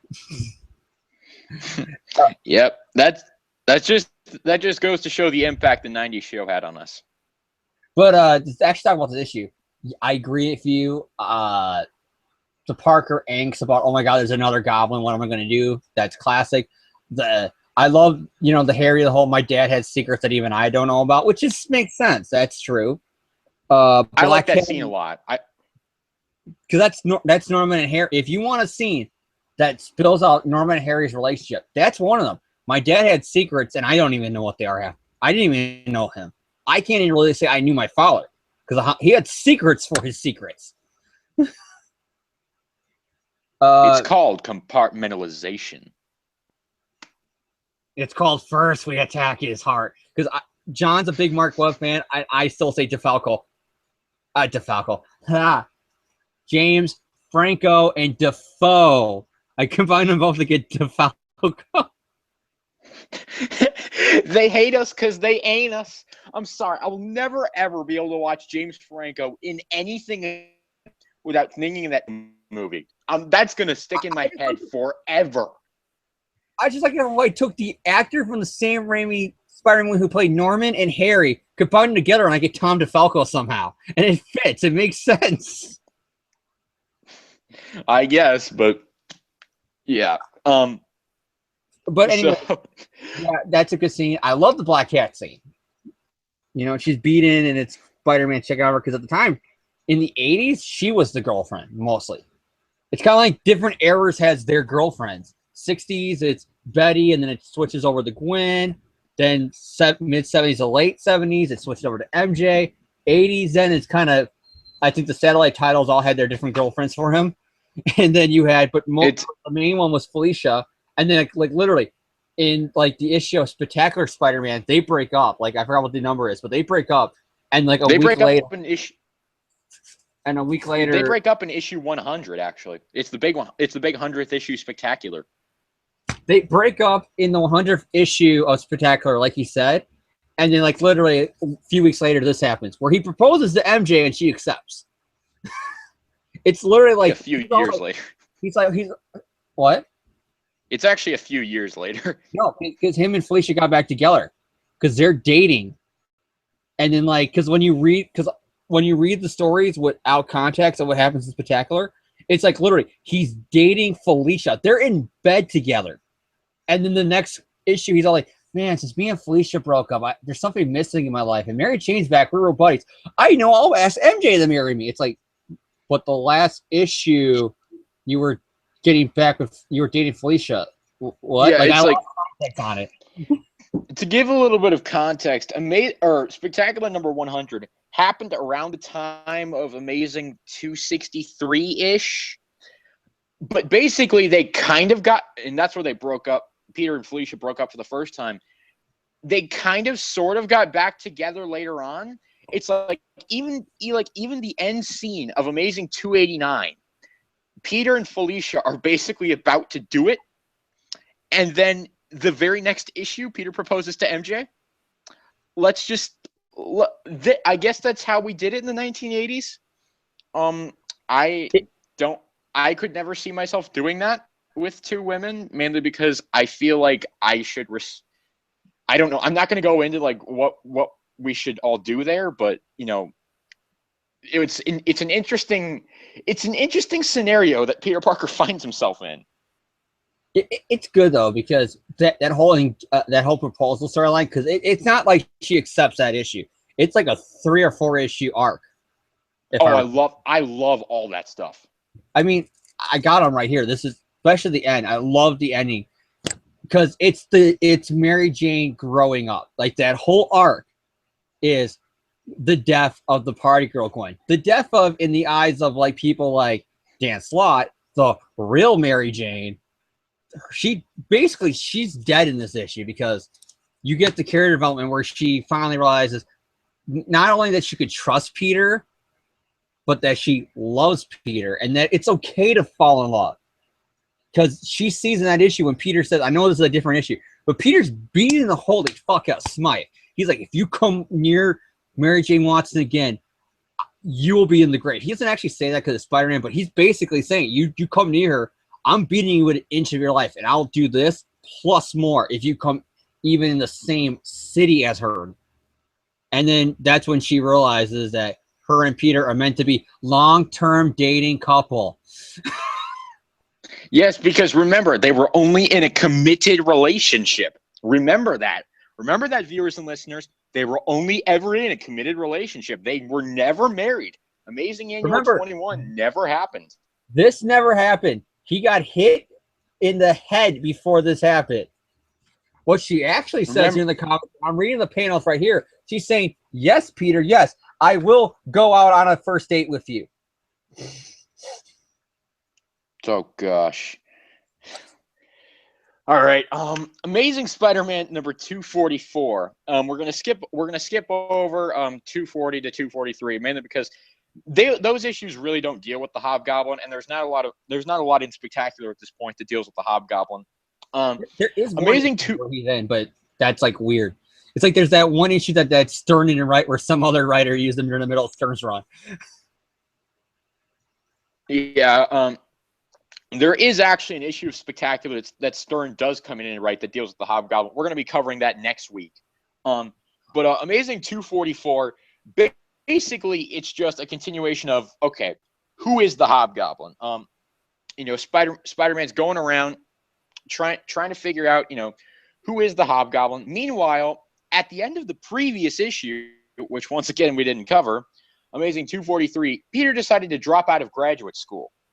And so Peter goes through basically a 10-page sequence trying to get out of grad school, which is actually quite humorous because he even says at one point, man, it feels like it's more work to get out of college than it took to get in, which, I mean, I don't know if that's true or not. I've never actually had to get out of college before. I've only ever had to get in. So basically, there's a fun sequence of him doing that. And then there's nice scenes with Mary Jane in this. It meets up with, Harry and Liz for lunch, and they talk about, oh, have you seen Peter Parker since you were back in town? Oh, yeah, briefly. I always thought you guys were a cute couple. Oh, yeah, ancient history, all that stuff. So there's some good stuff in there. And so Spider-Man manages to and looks at these files on, all these Osborn raids, because from attacking Osborn to actually attacking Osborn manufacturing offices. And so Peter's looking at stuff on that, what was taken, and he hears a call over the radio about a robbery in progress at Pier 3, I think it is. And so he goes over there, and basically what he runs into is a guy named Lefty Donovan, who has some of the Hobgoblin's weapons. But unfortunately, because the warehouse catches on fire because of chemicals and stuff that blew up, he has to get all the thugs that were in there trying to pull off the robbery. He has to get them all out and stuff. And so Donovan gets away and reports back to the real Hobgoblin and says, now that we know, now that we have the means to recreate the Goblin formula, we're going to start testing it now, basically. I like this. Once again, I mean, I feel like I'm sounding like a broken record here. I love this issue. I love all the stuff that's going on here. This really starts the big whole, who is the Hobgoblin detective mystery. I love a lot of the detective angles that they use in this issue. From Spider-Man going through the files, Spider-Man talking to all these, Spider-Man talking to these people, looking up all this information, thinking of, oh, who is this guy the Hobgoblin? Could this guy be the Hobgoblin? I love all that stuff. I love a lot of what they do in this issue. The whole sequence of where he decides to drop out of graduate school is fun. It's a nice little humorous sequence that, brings the book to a little bit more upbeat. I like all that stuff. I like the scenes with MJ because this is really where, as we were just talking about, Mary Jane gets some here. As much character development as she gets in future issues with the proposal and the wedding stuff, this is where we start to see MJ more as a character, because she starts thinking to herself, she starts showing concern for Harry and Liz and all that stuff. Harry even says, or Harry or Liz, I don't remember which one. They both say, we don't want Mary Jane to end up being alone and unhappy. And Harry says, have you ever known MJ to be alone if she didn't want to be? And Liz says, true. Well, what about unhappy? And Harry just avoids the question. I really like that aspect of it. I think that's pretty well done. And of course, the artwork is on top form again. The detective mystery is on top form. The issue itself is on top form. I really, really enjoy the Hobgoblin stuff here. I think it's really solid. It's a really well developed mystery. And James is out of the frame right now, so I don't know if. Okay, no, I haven't. I'm sorry, I'm listening to you, but I'm also watching the WWE pay-per-view. The Undertaker just returned, so my eyes immediately went to it. So I just didn't see anything in the frame, so I didn't know if I'd frozen or not. But overall, I like the issue. It's really solid, really good. It's a really, really, really strong continuation of the Hobgoblin mystery. And I've been throwing a lot of praise on it right now, and I know James has been throwing a lot of praise on it as well.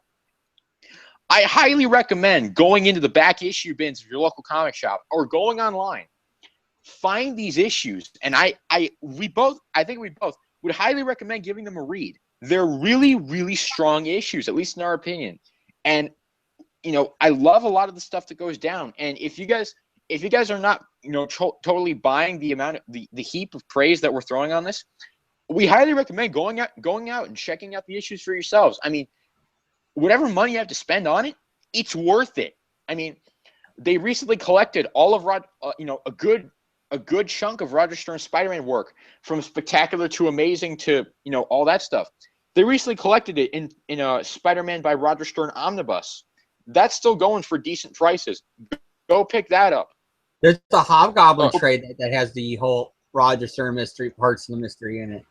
Yeah, go pick that up. Go pick up the single issues from your local comic shop. They're going for decent prices, at least in the comic shops in my area. They seem to be going for decent prices. Go pick those up. The last Essential to come out for Amazing Spider-Man, I think, has these stories in it. Yeah, I think it has a good chunk of them. I don't think it has all of them, but go pick. If you guys aren't completely buying it, go. We'd highly recommend go check these issues out. They're really strong issues. I really enjoy them, and I'm going to segue into James here.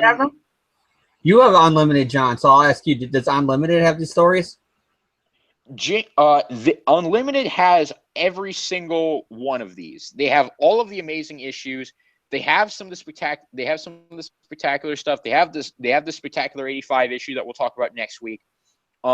They don't have Hobgoblin Lives. I have that in a trade that's in this drawer here that you can't see. It's off camera. But because I had to get Marvel Unlimited. I had to get Marvel Unlimited recently for various reasons. So I've recently become very accustomed to it. And yes, all of the Hobgoblin issues are on here. In fact, that's how I reread most of them today. Go on Marvel Unlimited. Go find these issues. We highly recommend it. So James, what are you thinking about ASM 244? Good. You said everything I would want to say about the story. The Hobgoblin stuff is just I'm gonna repeat from the last issue. That's how I feel. The Lefty Donovan part is the beginning of what's a tradition, even like I said, going all the way up to Dan Slott, where you demask the Hobgoblin, but you didn't demask the Hobgoblin. I love that element of the character. And Lefty Donovan with this part begins that trend of He takes off the mask. It's Lefty Donovan. He takes off the mask. It's Flash Thompson. He takes off the mask. It's Ned Leeds. He takes off the mask. It's Jason McAdale. He takes off the mask. It's a decapitated twin brother of Jason Philip McAdale. You know what I mean? This is it continues with the character. Oh my gosh. Okay. And, like I said, and it's like when you go back and you hear Stern saying Kingsley was always my choice, and I love how he did it. It's kind of like if anybody's seen the horror movie Scream. Like, I don't know if have you seen it, John? I have not seen it. I've heard of it. I've not seen it. Well, spoilers for people who have not seen the ending of the movie Scream. I'm going to give you guys a 5-second spoiler. 5, 4, 3, 2, 1.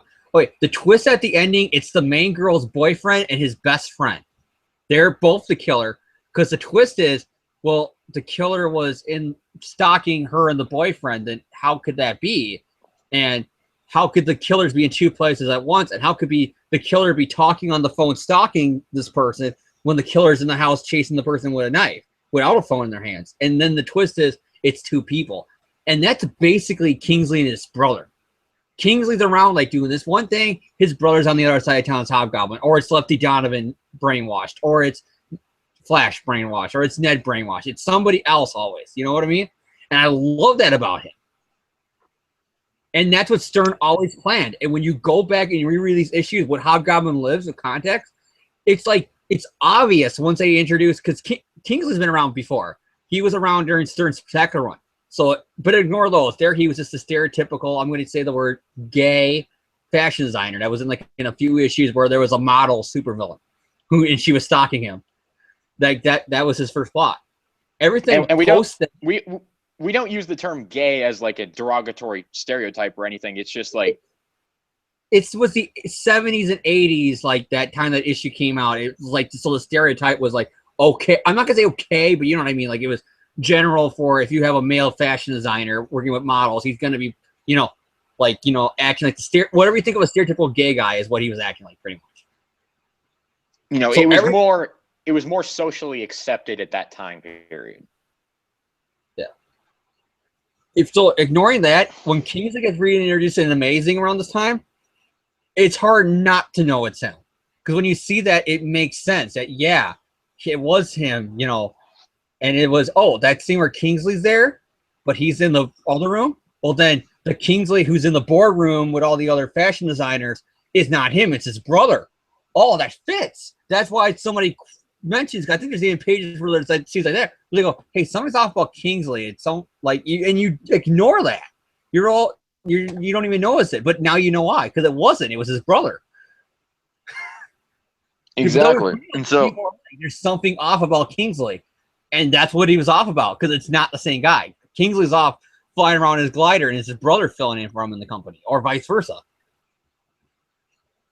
I mean, it's a pretty classic plot that's worked very intricately into the story by a very very good writer that I have copious and great amounts of respect for. I mean, it's like what I said before when Ditko finally came out a few years ago saying, yes, Norman was always the plan. That's why we made Harry look identical to him, because the twist was always Peter's classmates. When Ditko writing was the bully.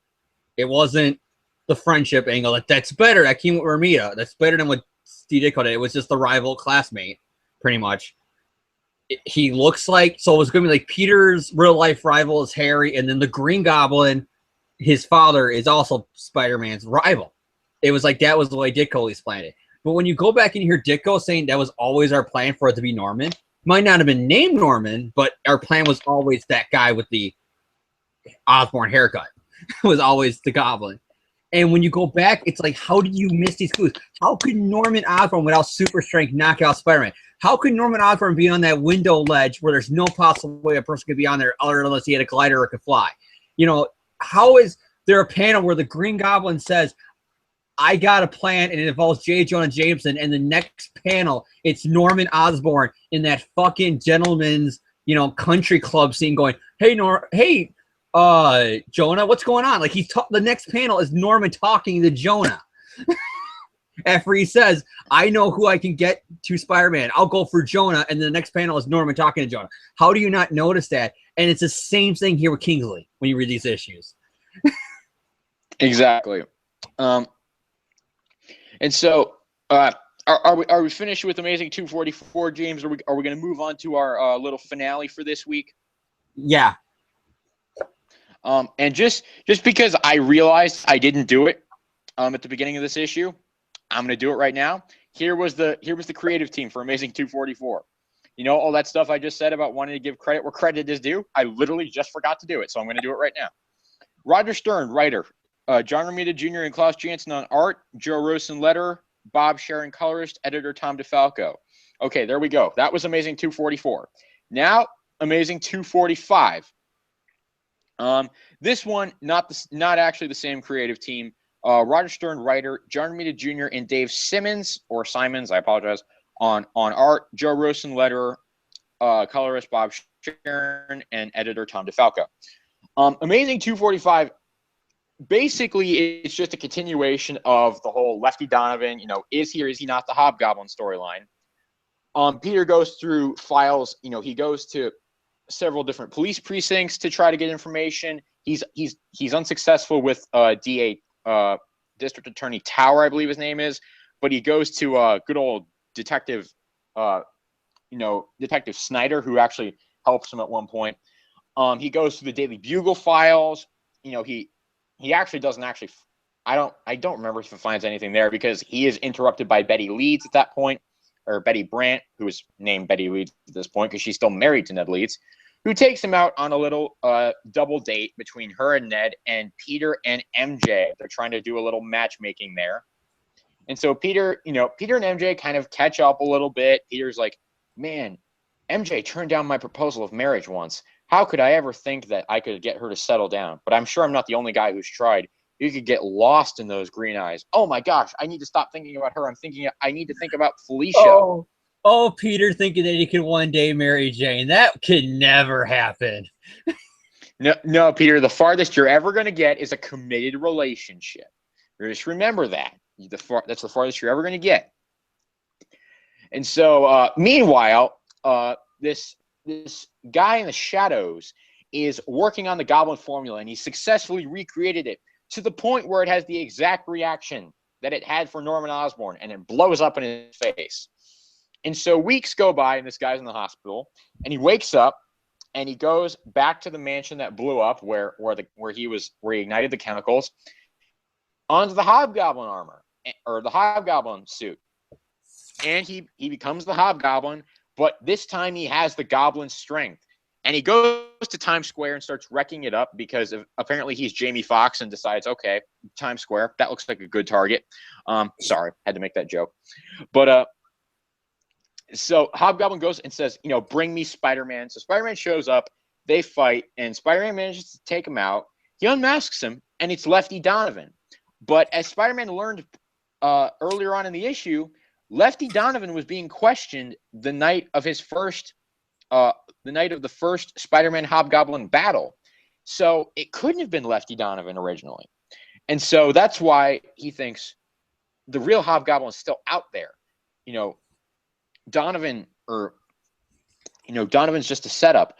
And Donovan is actually murdered by the original Hobgoblin through a series of intricate traps and stuff that's left in the glider.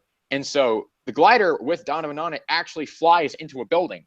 And so Hobgoblin says, Spider-Man surely suspects that I'm still out there, and that's to my benefit, dun, dun, dun, all that stuff. And so this issue, Amazing 245, I still love it. I think it's a great cap off to this little detective mystery of Lefty Donovan and all that stuff. Obviously, the story's not done yet. There's still more Hobgoblin stuff that we're going to be covering next week. But I like the cap off to Lefty Donovan. I like the fight between Spider-Man and this Lefty Donovan Hobgoblin. I thought it was very engaging. I thought it was very well drawn. I like that. I liked the whole homage to the whole Green Goblin origin, even with the recreation of the serum blowing up in his face. I like all that stuff. I like the scene between Peter and Mary Jane. You know, because I'm a Peter MJ shipper, so I love all their scenes together where they're, you know, kind of being lovey-dovey and stuff. And so I really don't have any complaints with this issue. It's a perfectly solid issue. A good, you know, good another installment into this whole Hobgoblin mystery. And I give all 4 of these issues solid thumbs up. Roger Stern, Romita Jr., everyone who worked on these, you did some great work. You put out some really high quality Spider-Man stories. And so I gotta give my 2 thumbs up to these, to everyone who worked on these issues. Really high quality work. I mean, James, let's give your little cap off to the Hobgoblin stuff here with 245 and all this stuff. He's one of my favorite comic book characters, and post Romita, you know, era, because Ditko Romita, it's really, really hard to get another big bad in the Spider-Man universe. Like, look at all the other villains that have come and gone. Negative, Freak, Disco, whatever the fuck his name was, the Disco guy. What was the name? Was like Hypno Hustler? Hypno Hustler? Yeah, Hypno Hustler. You know, fucking the racer guy that was also in the cartoon, the animated series. What's his, you know what I'm talking about? The black skater Rocket Racer? Yeah, Rocket Racer.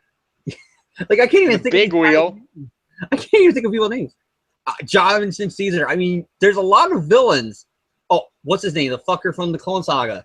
Oh God, what's his name? Judas Traveler. There's a lot of villains that are shit post that era. Yeah. There's a lot of villains that are shit post that era. Well, High Evolutionary is more like Avengers thing that just had a Spider-Man storyline with the Clone Saga. That was it. But my point is, there's a lot. It's really hard for a villain because Spider-Man has the greatest rogues gallery, but almost all of those great characters came from like 62 to like 72.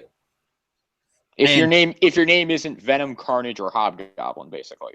Yeah, Venom, Carnage, Hobgoblin, and Jackal you can throw in there too because he came post Gwen Stacy's death. He's a Conway villain. He's kind of ruined though by the Clone Saga, but that was his whole gimmick with clones. So you can't really say the Clone Saga ruined a guy when that was his whole stick. You can't forget the one classic villain, James, the Queen. Hey, I do like that storyline. That disassemble storyline because it was like that was pretty much his initiation to the Avengers. Because when you read that story out of context of what was going on in the big Marvel universe, it's like, why the fuck is this billed as an Avengers disassemble story? Because other than Cap showing up in the first part, this has nothing to do with the Avengers. And then it's when you read them in context, you realize, hey, it was this event that Captain America realized, hey, he's not just some annoying, you know, guy who quips and makes jokes every 5 seconds. He can actually be an Avenger. It's then when you realize that. So I actually enjoyed that Queen story. I think you were the first person I've ever heard who liked that story. I mean, I give a thumbs up to you on that. I good. Like it. Okay, I'll say this. I like it, but I'll just say I don't hate it. Not some. I don't love it. It's just I don't hate it. I think it's an okay story. It's mediocre, but I wouldn't say it's trash. I've never, especially because it's parallel at the same time with Sins Past, and don't get me started again on Sins Past. Hi, Carl. Sorry, I had to do that. I've never actually. The point I was trying to say. I've never actually read that Queen story. Yeah, the point I'm trying to say is, like you said, like Jackal, you can kind of count as that, but Hobgoblin, Carnage, Venom are the only 3, and like I said, Jackal maybe borderline that broke into that iconic Spider-Man status quo, and it started with these 4 issues. Everything that I love about the Hobgoblin, everything that makes me say that he's the smart goblin.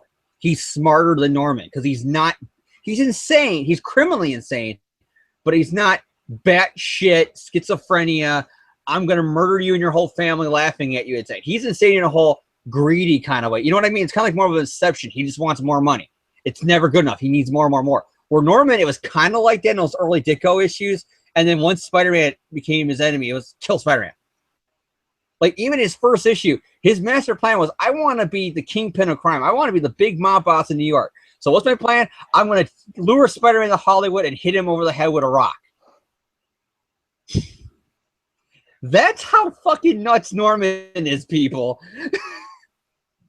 That same guy threw his girlfriend off a bridge, who masterminded the Clone Saga, who got plastic surgery during Superior so nobody would catch that it's Norman, only for him to take off the mask and say, it was me all along.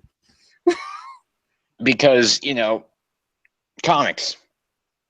I'll say this. I love the Green Goblin, but I always kind of had the Hobgoblin. And I think it also has to do with the animated series because Avi Arad was a dumbass and thought Hobgoblin came first. That's why. But the Hobgoblin always kind of felt like he was the big bad, at least to me.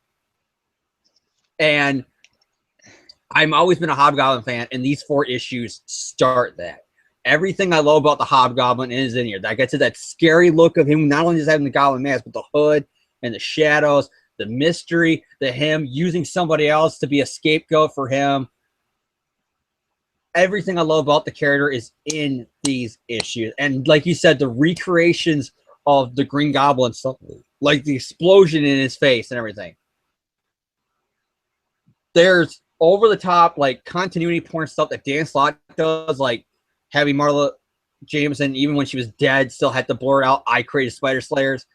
That's continuity porn. That's just throwing out a random one-off line saying, oh, I remember that. This is an homage. The whole thing is like, oh, it's paralleling what happened to Norman.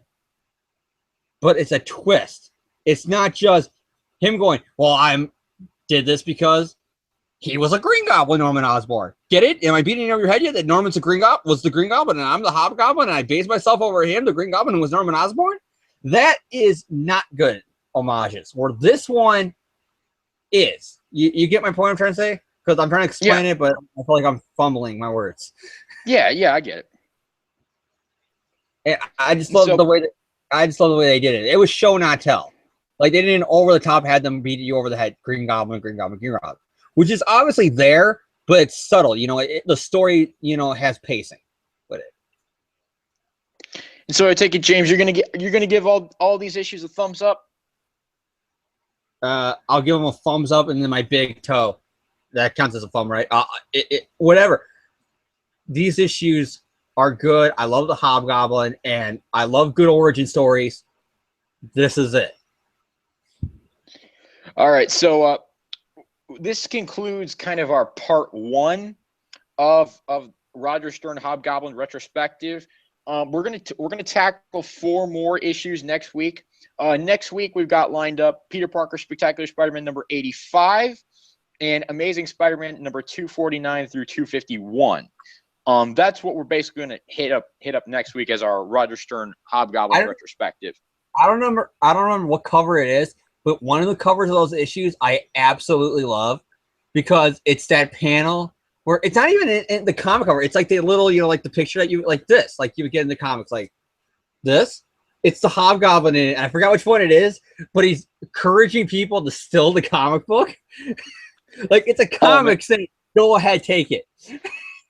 Yeah, I'm gonna have to. Oh man, we'll have to look at that next week. See which issue that is. I'm not quite sure off the top of my head. Because the artist drawing, I think it's either Friends or Ramita who drew that cover too.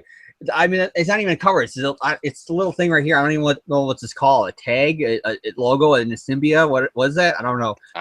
But it's like the best drawing, and he has a smile on his face. It's like, steal it. I love that. He's all like, it's so good, steal it, or something like that. All right, but so we got some more. And I just want to give some people a little heads up. The Hobgoblin doesn't die in that storyline because, as we all know, there's no profit to be made in his own annihilation. Oh, right, wrong continuity and wrong Hobgoblin. Look, whatever Osborn's paying. Look, whatever Osborn's paying you, I'll double it, triple it. You think I'm in this for money? Well, what then? I'm in it to help my friend. What's the exact line? I can't remember that. That's the one from Hobgoblin. I can hear it, but I can't say it. It's like. Oh man, it's like I'm doing this to help my friend Norman Osborn, and he's all like, I'm doing it so that way he doesn't have to suffer anymore. Why, Jason? Why be a criminal? Because I had nothing to begin with. Oh man, that whole episode. That is a classic episode. That whole episode. I'm gonna have to go back and rewatch that. That's amazing. Oh man. I just love for the party scene when Norman goes to the bathroom and the green guy's like, "Let me out, Norman." And it's like at first he's like the tempting, like you would see like in those movies, like with him and Defoe, or in the comic where it's like he's tempting him, like he's being that seductive tempting, like, "Let me in, Norman. Let me out. Let me out." And then he screams at him, "Let me out now!" And then you see Norman go, "No, no, no." And then you hear the laugh. I love that. Okay, but that's going to do it for our little part 1 of our Roger Stern Hobgoblin retrospective. That's also going to do it for this episode of the podcast. And if you want to see a radio adaptation of that episode with me and John doing all the voices, leave it in the comments below. Yeah, do it, please, do it. I would love to do that episode. That'd be amazing. All right, James, what are your shout-outs for this week? My shout out is to Harry Osborn in the animated series because Spider-Man and the Punisher sitting MJ, MJ, MJ, and me. Your friend's one pumpkin short of a pumpkin pie. Oh, that's great. That's another great episode. It's the Harry Goblin one. The other good line, I use this in real life because, ironic enough, somebody was catfishing somebody when I was in high school, or not a catfish, but like somebody I knew thought that somebody else I knew on the internet was me, which is not. Anybody who knows me, I don't catfish. I don't do that shit. I am me. If you go on any message board, I am me. Outright say I'm the same username. You can find me. I'm not. I don't do that. And like literally, when the person said, "I think it's you," because there's so many similarities in the way they type. Because shocker, somebody else has poor grammar when they type like me do. I'm shocked that there's one other person in this country that has that. But this person confronted me, and then like literally, I don't know if it was Facebook, because we both had this person as friends. That person logged in. I can't remember what it was, but that person logged in, and I quoted the line that Peter said that episode of The Punisher when he sees the Green Goblin flying in the air. He goes, "Well, I guess it's me up there." I actually said that to that person. I go, "Well, I guess it's me who just logged in." Dude, that show is so quotable. It's not even funny. Everybody, just because of the Clone Saga Chronicles, quotes Mary Jane, but literally, I can quote any fucking line dialogue in that show. I mean, I just said it's not even funny that it's so quotable, but it is actually funny because so many of the quotes are so funny. Like the Harry thing, where he's crying. Sorry for what? For helping me realize my true destiny as the new Green Goblin. I'm the only one who could hear him because I'm his son. No, here's the exact line. He goes, "It all makes sense now. I was the only one who can hear him because I was his son." Literally, like this is my Deanna Honey. You know how you quote those lines? This is mine. Yes, you've got whoever voiced him in the '90s show. I've got Dane DeHaan. I'm starting to think, Harry, that you really are a son of mine. All right. My shout outs this week. Marvel, Stan Lee, Steve Ditko, all them, wasn't for them, we wouldn't be here. I give shout out to every episode of the 90s show ever because I give a shout out to Jason Philip Mackendale because damn, frankly. Let's see. I want to give, there's a very specific shout out I want to give this week. For those of you who may follow us on Twitter, at SpideyFanRave, if you don't follow us, that's the username. I tweeted about this earlier today because I was Netflix, and this came up. And this was the best. If I've ever been intrigued by a title for a show, it is this.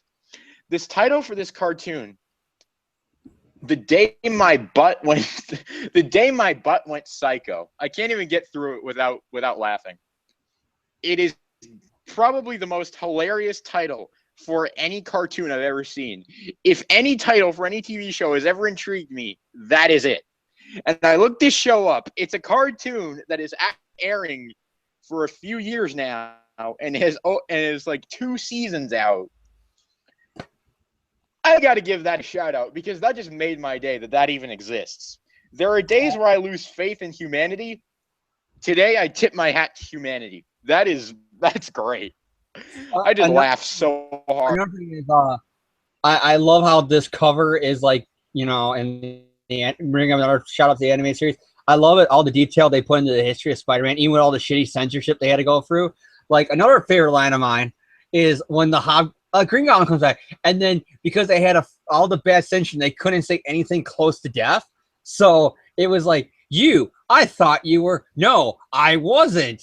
But I thought you were. No, I forgot how it was like. I don't know if they repeated, but like it's like clearly cut out. It's like but I thought you were. I'm not. James shows 58, which is the whole issue where he has that dream of the red suit versus the black suit. All I can think to myself is, I don't know how I costume. I love that. I love how Spider-Man homages that scene though, because it's not in the comics, but it's in the animated series where he's waking up and he's staring at the building. It's like you can't say that they didn't draw anything from the animated series into that because that scene that whole shot out of it. It is right out of it. Him looking at himself for the reflection of the skyscraper, waking up, realizing where the fuck did I come? How did the fuck did I get here? And what's the suit? What am I doing? I'm in the middle of New York City in a costume I've never seen before. What am I doing? I'm defending myself. That's what. Shout out to the whole 90s show. I mean, really, just damn. All right. So, yeah, final shout out is to obviously James's podcast. They're on a little bit of a hiatus right now because the Power Rangers was on its summer break right now. So, but go check out their podcast. They've got about expect AGR sometime in a month when the show comes back. It's because literally we don't really got much to talk about right now because the movie news is kind of it's there, but it's not too much. It's just like similar to Spider-Man movie. They're rumor stages. It's not like anything that we could outright say, oh, this is fact, So right now we're going to keep the show off for a few more weeks, and then we're going to come back as soon as the new episodes start up again. And then obviously got SpiderManFanRave.com. That's my main website. James also contributes to that. We've got plenty of fun articles going up there. And so, yeah, I thank you guys for tuning into this episode. It's been a bit of a long one, this week, especially with just two of us here. But thank you guys for tuning in, and we hope to see you again next week. So, see you later. Yeah, see you, people. And remember, this Spider-Man plays for keeps.